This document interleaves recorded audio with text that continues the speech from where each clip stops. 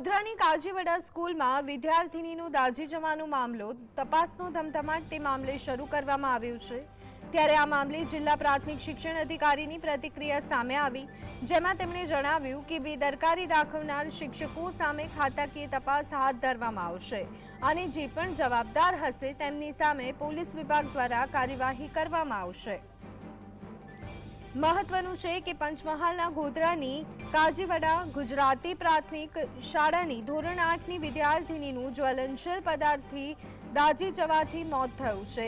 35 દિવસની સારવાર બાદ મોત થયું છે। ગત 16 ઓગસ્ટે શાળાના ક્લાસરૂમમાં વિદ્યાર્થિની દાઝી ગઈ હતી અને તે પછી તેને ગોધરા અને બાદમાં વડોદરાની ખાનગી હોસ્પિટલમાં ખસેડાઈ હતી, જ્યાં શનિવારે લાંબી સારવાર બાદ વિદ્યાર્થિનીનું મોત નિપજતા પરિવારમાં માતમ છવાઈ ગયું છે। સમગ્ર ઘટનાને લઈ અને બાળકીના પરિવારજનોએ ગોધરા પોલીસ સ્ટેશનમાં ગુનો પણ દાખલ કર્યો છે।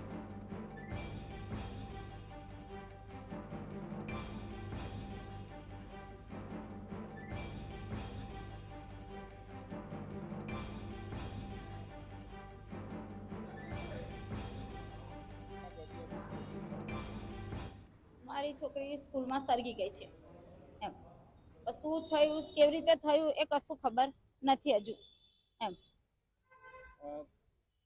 જે સ્કૂલના ટીચરો છે એમના દ્વારા કઈ જાણકારી આપવામાં કશું જાણકારી નથી મળી મને કોઈ પણ રીતે। બસ લાયા છે દવાખાને થઈ જશે ઠીક, એના સિવાય કશું જાણકારી મને મળી નથી। અને હાલ હવે શું છે પરિસ્થિતિ શું હોય ભગવાનને ધામ પાચી ગઈ છે। શું માંગણી છે? બસ મારી છોરીને ન્યાય મળે એમ, કે રીતે થઈ શું થયું એ જાણવું અને મારી છોરીને ન્યાય મળે।